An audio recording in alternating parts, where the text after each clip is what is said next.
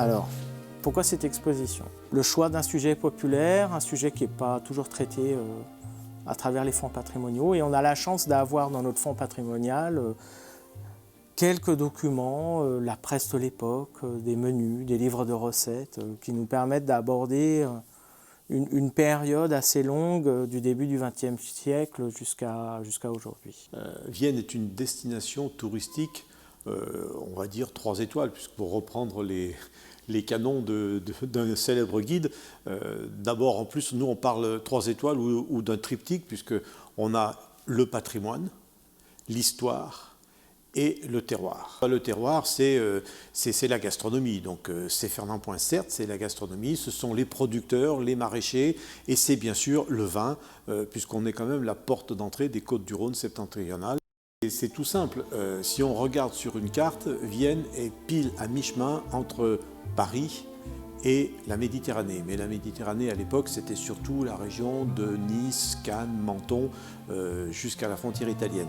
On est au kilomètre 500, on va dire, en gros, de la Nationale 7. Et comme à l'époque, on voyageait en voiture principalement par des nationales, puisqu'il n'y avait pas d'autoroute, c'était l'étape idéale. On faisait la moitié du chemin, on s'arrêtait ou à Lyon ou à Vienne, et on faisait l'autre moitié du chemin après pour aller sur le lieu de villégiature. Donc c'est une position géographique au départ, et puis un petit peu de hasard qui a fait s'installer Fernand Point ici à Vienne, plutôt qu'à Lyon. Ces deux choses combinées ont permis d'avoir cet essor fabuleux de la cuisine ici à Vienne et de l'image surtout de la gastronomie dans notre ville, puisqu'on dit généralement que Fernand Point est le premier 3 étoiles du guide Michelin. J'ai voulu associer pour cette exposition le lycée hôtelier Bellerive pour aborder la question de la transmission du patrimoine gastronomique. Et le propos, c'est un petit peu de montrer qu'est-ce qui reste de cet héritage de Fernand Point, de Jean et Georges Laroux, voire de la famille Gueux. Qu'est-ce qu'il en reste aujourd'hui? Et surtout, comment il est transmis aux chefs de demain, aux gens qui vont travailler dans la partie. On est toujours dans nos expositions préoccupés par cette histoire de transmission, parce qu'on fait nous-mêmes une transmission quand on montre le patrimoine. Et c'est surtout les menus et les livres de recettes, je pense, qui vont intéresser M. Rouleau. Si vous voyez apparaître un livre de recettes ou une indication de menu, notez bien la référence et j'irai vous chercher les documents. Vous voyez, vous avez Société de Saint-Blaise, 3 menus de la pyramide Fernand Point et un menu du restaurant Gueux. Donc ça, c'est très bien pour votre recherche.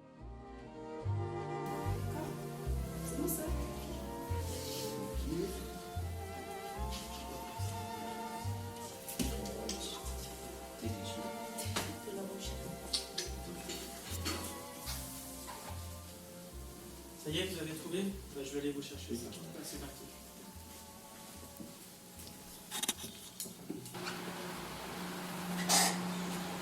On s'appuie sur une documentation qui est assez fragmentée, des menus, quelques documents d'archives qui ont un lien avec le restaurant de Fernand Point, des articles de presse évidemment, puisqu'il était au centre de toutes les attentions. Et on parle aussi de Fernand Point, mais des gens qui étaient ses concurrents, boulevard de la Pyramide, je pense notamment à Jean et Georges Laroux, qui étaient installés boulevard de la Pyramide et qui ont été un peu éclipsés par la notoriété, la grande notoriété de Fernand Point, et qui malgré tout ont œuvré pour faire connaître la gastronomie viennoise. Et je voulais mettre aussi un peu dans la lumière ces personnes qui sont passées au second plan.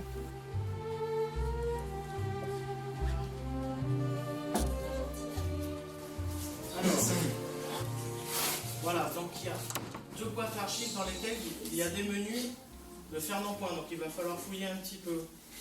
Donc je vous laisse chercher dans ce dossier-là.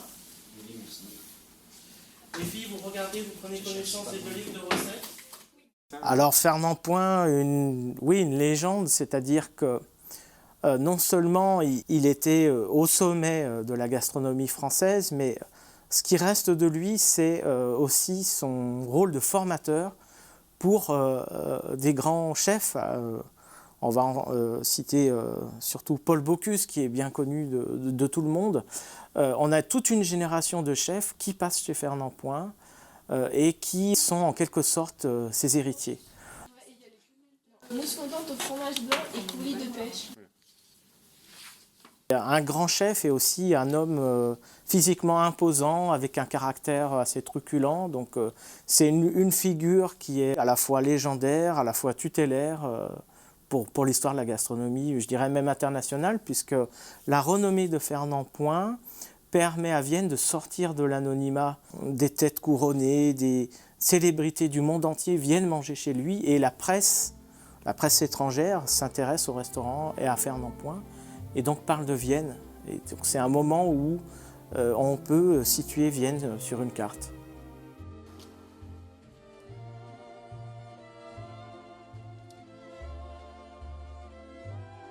La pyramide, c'est quand même un monument imposant qui fait penser à la stature de Fernand Point, qui dont la taille avoisinait les 2 mètres. Donc il y a effectivement ce symbole qui est repris inévitablement par Fernand Point dans les visuels de son restaurant. Là, on voit dans le livre sur la gastronomie une assiette avec le symbole, ou un menu de 1937 du restaurant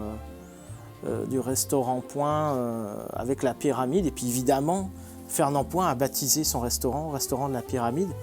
Il y avait une magnifique terrasse sous platane, sous ces platanes, pardon. Et moi j'ai souvenir, quand j'étais au poste garde-manger, nous recevions le beurre qui était moulé dans des petits moules en bois et qui mimait, donc ressemblait à la pyramide. Et quand la terrasse fonctionnait, à la belle saison, l'une de mes premières tâches le matin à la fraîche était de partir avec un ciseau et puis un petit escabeau et de choisir les plus belles feuilles du platane d'une certaine taille qui devaient rentrer exactement sur l'assiette définie. Et je devais ensuite laver méticuleusement ces feuilles de platane, les sécher, les poser sur l'assiette. Nous démoulions les petites pyramides en beurre, et le beurre, les clients pouvaient le déguster avec leur pain à leur guise à table. Ça, c'était une de mes premières tâches du matin. J'ai préféré arriver le matin de bonne heure. La grande époque de Fernand Point, c'est en 1923 que la famille Point s'installe à Vienne. Et Fernand Point reprend le restaurant que son père avait acheté. Et il obtient rapidement 2 étoiles, puis 3 étoiles en 1933. Donc il fait partie des premiers chefs à obtenir 3 étoiles au guide Michelin. Et à partir de ces 3 étoiles, effectivement, le restaurant passe dans une autre dimension. L'établissement passe au premier plan. Et ce qui est remarquable, c'est que c'est une histoire qui va durer 50 ans, puisqu'après le décès de Fernand Point en 1955, la maison continue d'exister à travers son épouse, Mado Point. Et j'ai eu la chance de passer 2 années exceptionnelles aux côtés de Madame Point. Ça a été une formation pour moi exceptionnelle dans la transmission du savoir-faire, du savoir-être, parce qu'il y avait le côté relationnel de Madame Point qui était assez affectif avec son équipe. Elle m'a beaucoup donné. Voilà, elle a cette aura, ce rayonnement-là, dont parlent beaucoup de gens. C'est quand même elle qui a poussé Fernand Point à devenir un grand chef. Alors le quartier a évidemment beaucoup évolué. Ce qui n'évolue pas, c'est cette pyramide qui est indétrônable. Et puis le boulevard dans l'histoire urbaine de Vienne est assez récent, puisqu'il a été percé dans les années 1860. Donc à l'échelle de l'histoire de la ville, c'est un quartier récent. C'est un quartier qui s'est transformé, qui était dans lequel on trouvait encore beaucoup de jardins dans l'entre-deux-guerres, beaucoup de jardins ouvriers, des villas, mais pas un quartier développé comme aujourd'hui. Donc il y a eu une transformation. Ce qui reste intéressant par rapport à aujourd'hui, c'est qu'il a gardé son cachet quand même. La villa Bellerive, ce qu'on appelle le château Bellerive, école hôtelière, existait. On appelait ça à l'époque le château Galant. Moi, je me souviens, mes grands-parents étaient voisins du château Galant. J'ai toujours entendu parler du château Galant. Et de mémoire, je crois qu'il y avait des nonnes.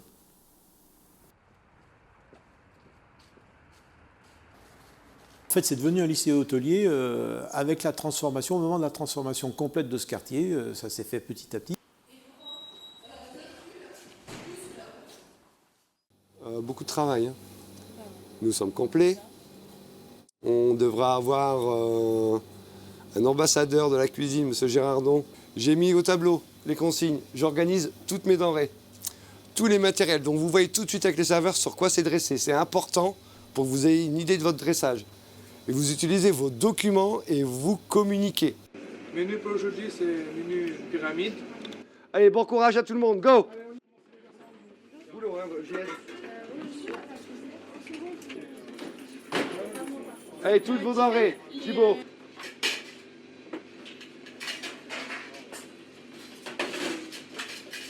On y va, les gens? Allez, on y va. Tout le monde, on se réunit avec le banc.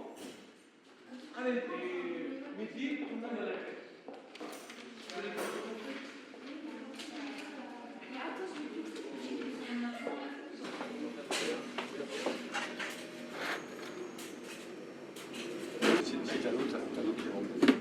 Je ramène vers moi ma lame qui va entraîner un peu de matière, qui va faire une trace.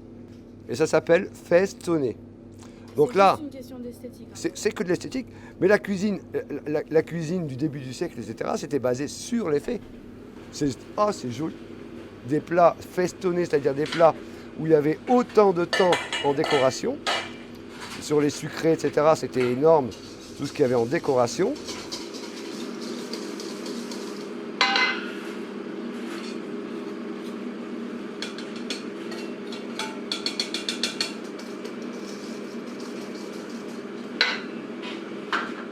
La Triomphe de Vienne, c'est un poirier qui n'est pas à grand rendement, c'est-à-dire qu'on a très peu de fruits sur l'arbre. C'est un poirier qui revient au bout du jour, c'est-à-dire que les gens s'y intéressent.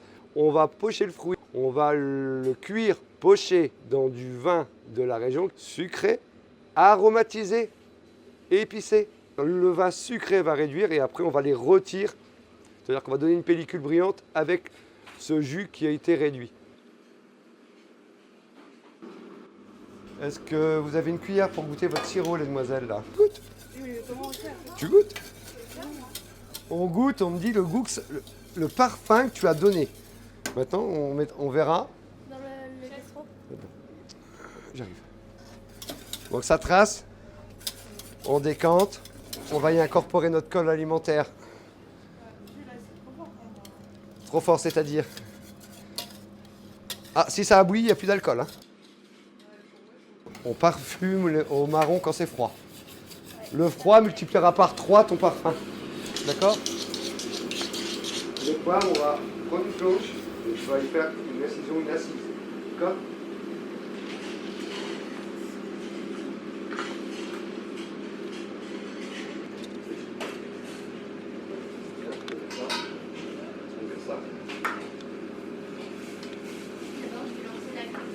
Qu'est-ce qu'on a comme parfum?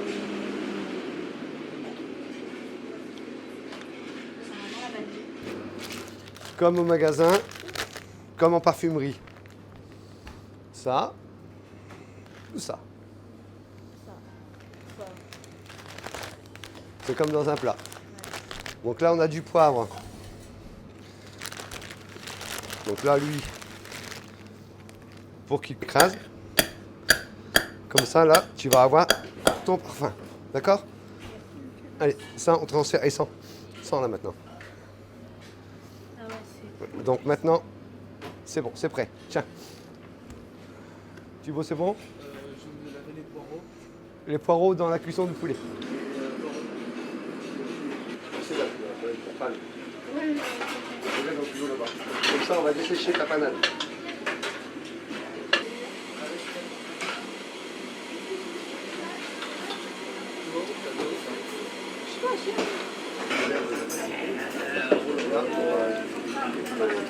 J'avais pas une pince à désarrêter que moi j'ai me place. Regardez dans ma...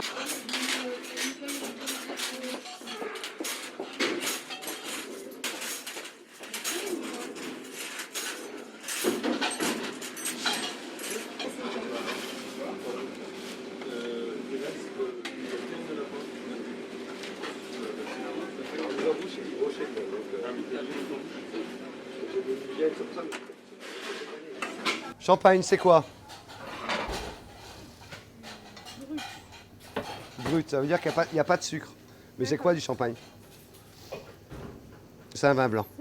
C'est un vin blanc qui a refermenté, on a remis de la levure dedans. Donc là, tu as 100. Ça sent quoi? Ça sent le vin blanc. Ça sent le vin blanc. Allez, on y va pour la bouteille. Je mets tout? On met tout. Et on fait réduire des 3/4. D'accord. Alors, tu vas me montrer jusqu'où c'est réduit. T'en es où? Moi, j'ai vu des amandes, on n'a pas mis à droite.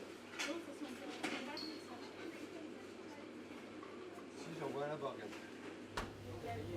Le blanc? Oui. Ça fait une jolie mousse, hein? 3/4, c'est-à-dire que là, de là, on va diminuer des 3/4, on va avoir une fine pellicule. D'accord. On aura concentré tous les parfums d'échalote. Le beurre, lui, c'est l'éponge.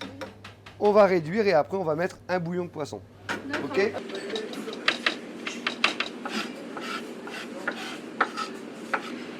Monsieur?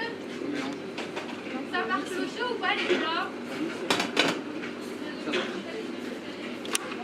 Merci.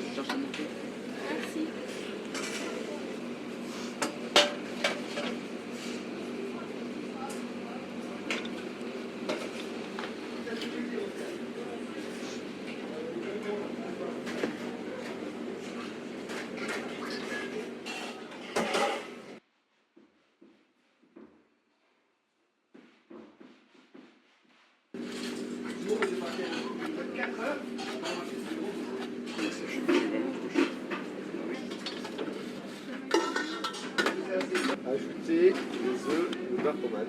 D'accord. Je prépare le blanc. Voilà. Donc là, pour l'instant, on mixe. On remet au frais après. Tu mets au batteur à la fin. Ok.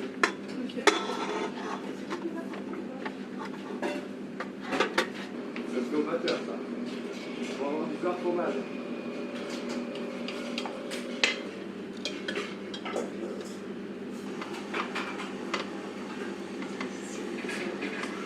On laisse pommade, vraiment pommade. Il va même briller, il va suinter. Regardez votre sauce. Oui.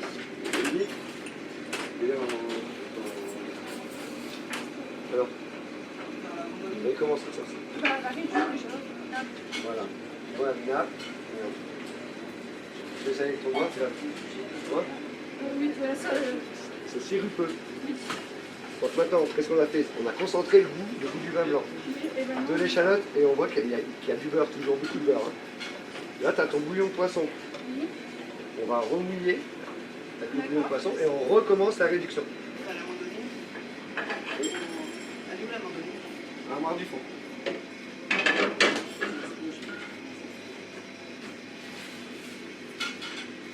D'accord. On crème, et la crème va récupérer tous les parfums. Non. Non, j'attends que ça. La crème, ça va t'apporter de l'acidité et aussi de la douceur.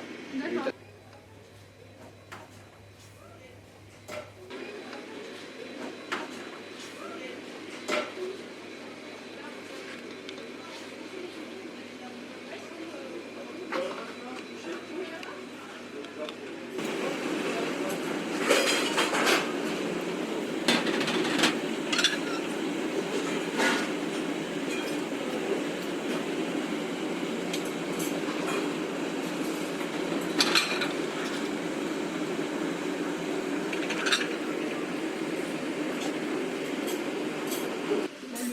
On monte là bien en haut.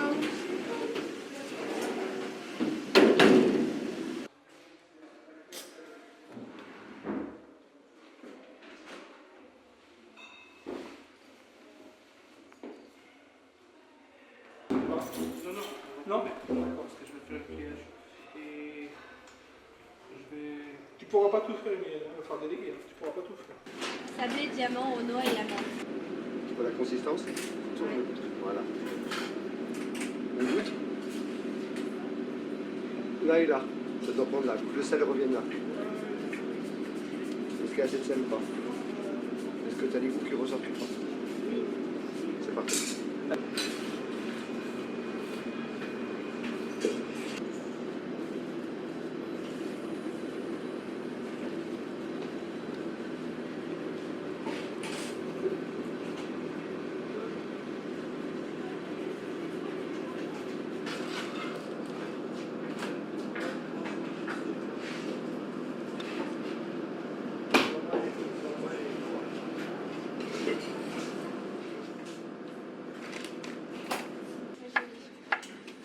15-12 œufs.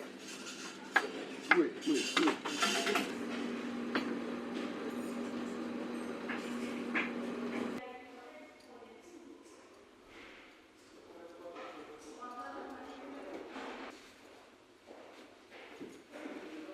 Et la mouche pose où ça?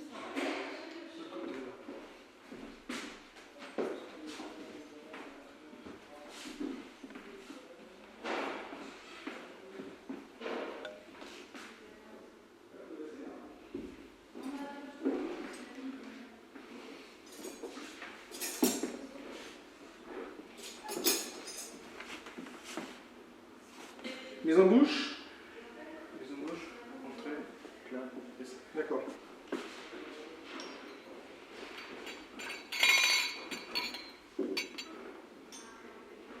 Ça c'est trilogie pour les desserts. Un couteau, fourchette, cuillère, d'accord. Couteau, fourchette, cuillère. Après les verres à vin, vers le haut. Et assiette à main toujours. La poitrine, le front, de l'urgence. Deux pochons, c'est bon? Dedans, par Tu dois remplir entière la poche ou pas? Oui. Comme ça, c'est bon ou un peu plus?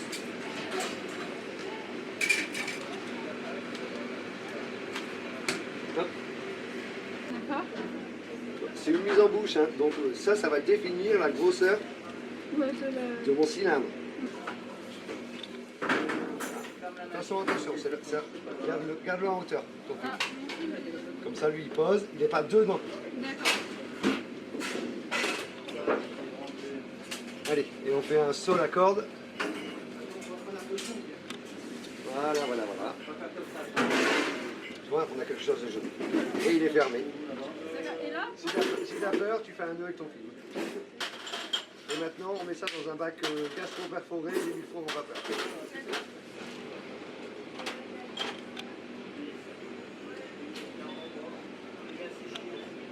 Et 26. On mélange parce que l'assaisonnement est descendu.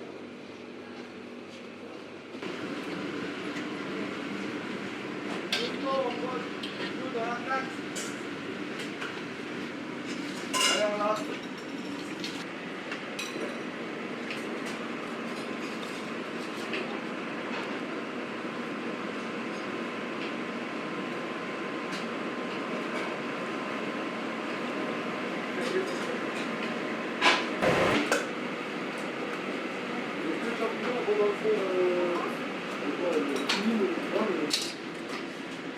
C'est le sucre.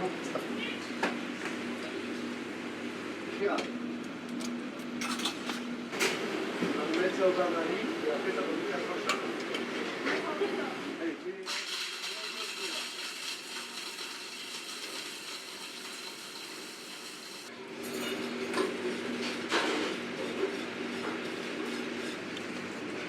ça doit être acide, hein. C'est du vin, c'est de la crème. Donc c'est rond, on goûte.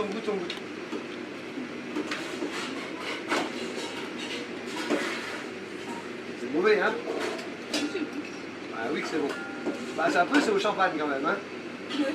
Allez, on passe au chinois. Dans une casserole, je mets ça dans une casserole. Il va manquer un peu de crème liquide là-dedans. Voilà. Là, tu vas ressortir tout le goût, tu vois, de ton échalote. Du coup, l'échalote, on la met pas le... Non, tu vois, regarde. Voilà, on ne met pas éclaboussé. Hop, ça s'en va. Et maintenant, on recommence l'opération, c'est-à-dire, bain-marie, on recommence l'assaisonnement. Même du sel, j'ai l'impression. Avec le filet de sel, comme ça, du très fin. Ça, les petits bouquets. Ça, c'est anisé, ça va nous donner une note anisée.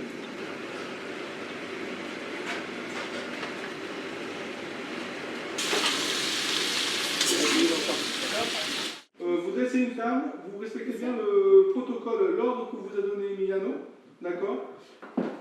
Je lis. Table 2. Quoi ça? Ah, c'est juste pour répondre à ça. Jessica. Table 3. Après, tu plies en deux. Tu remets.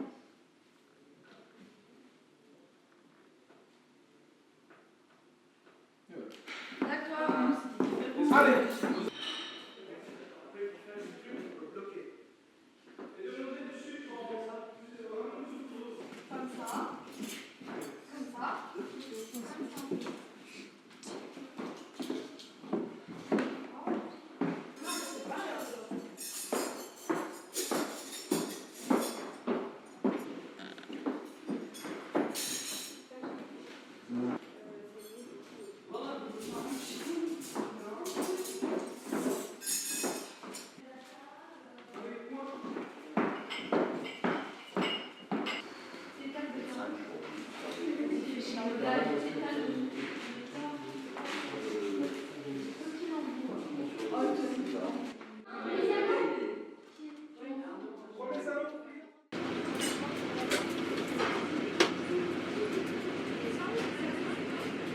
Donc là, on peut soit faire traditionnel, soit on peut moderniser. Donc pâte à filo à trouver là-bas en petit. Je veux un Saint-Quentin. D'accord? Là, on va être juste sur la... Alors, on regarde. On va le débrider. C'est bon, on est bon. Alors regarde, là il faut passer sous la hanche. On tranche le film, D'accord. on déchausse. Stop à l'inquiétude, tout de suite. Voilà la consistance, est-ce que c'est bien? Oui, c'est bien. Après tu viens, soit tu chevauches. D'accord. Anthony, les champignons derrière s'il vous plaît. Oui. Four. Ça choque de rien, ça, mets-moi ça dans des casseroles. Mais moi,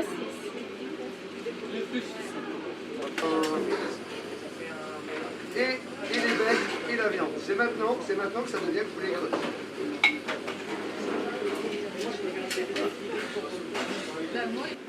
Sauce au champagne, sauce tomate, les gâteaux de foie, poulet, écrevisse, t'as blanc, soit l'os ici, soit l'os ici.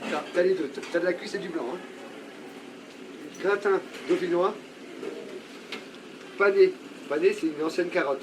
On fait une prestation à 12,50 €, tout inclus. Là, c'est pas le cas. Pour vous mettre en appétit, voici une quenelle de brochet.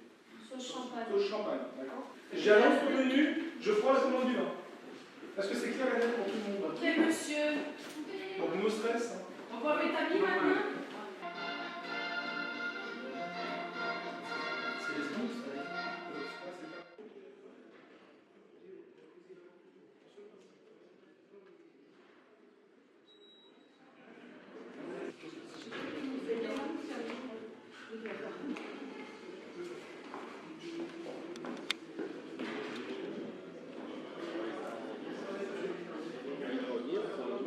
Allô, chef, j'enlève. Oui.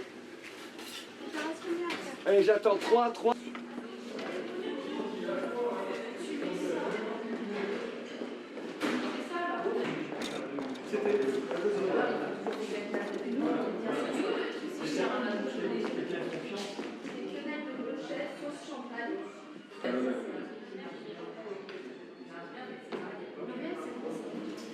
Bonjour les jeunes. Bonjour.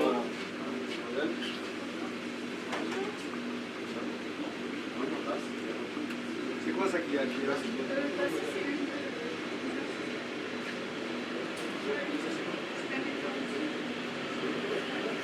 Ils sont bien là pour travailler. 15 entrées, s'il vous plaît. Tiffen, viens nous aider, s'il te plaît. Il nous faut 15 entrées. 15 entrées. Vous êtes en retard. J'attends 4 entrées.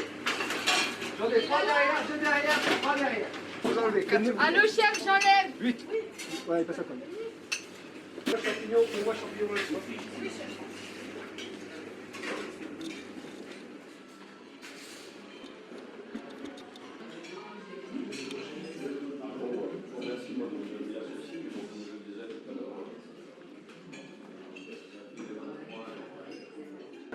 Jacques, s'il Allô, vous plaît. chef, j'enlève. Oui, Le Jacques. 4 couverts. Oui.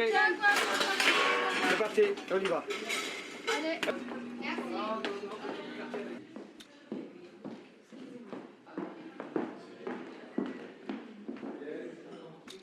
C'est insupportable.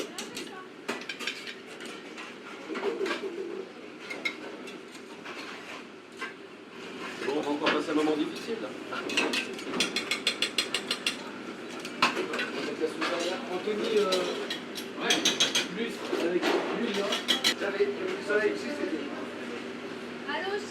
Jed ou un peu non-pétionnel.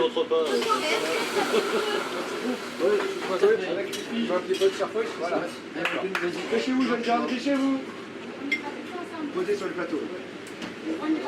Oui, vous déclochez en même temps, vous regardez. Hein. C'est Emiliano qui commence. Les assiettes vont être chaudes, mesdemoiselles. Hein. Vous avez des métaux ou pas? Allez, on y va. Allez, tenez-vous la porte.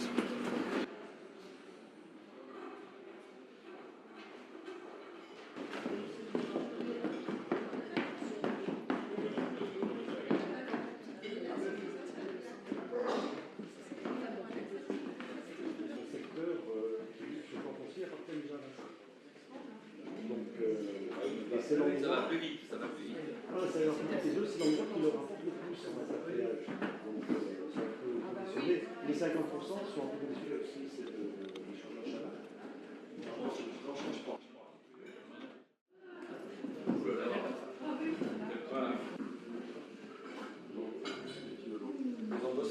Merci beaucoup.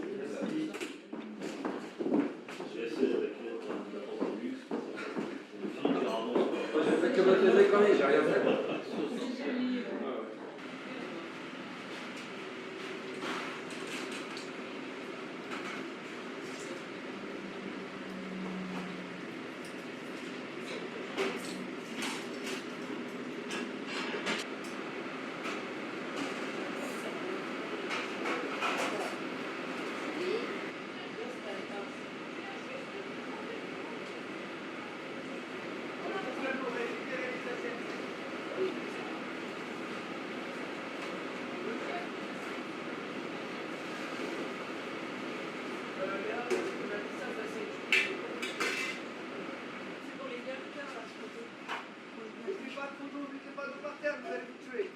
C'est la direction, doucement, allez-y doucement.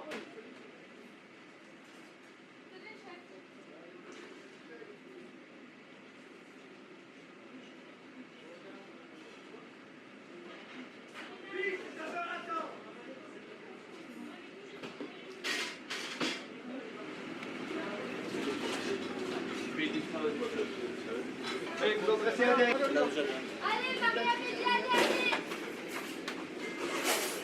C'est bien, s'il te plaît.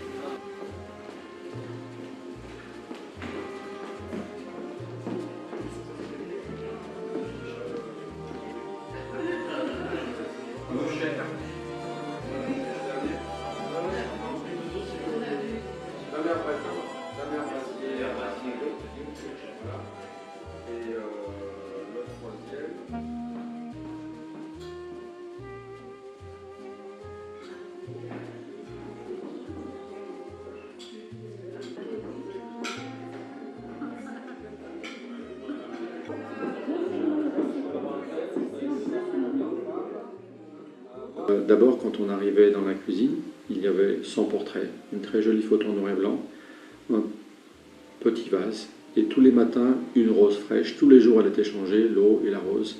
Une rose fraîche à côté du portrait de Fernand Point. Et ça marque le respect qu'il y avait dans cette maison. Le chef, tous les matins, la rose fraîche, tous les jours, tous les jours, tous les jours, tous les jours.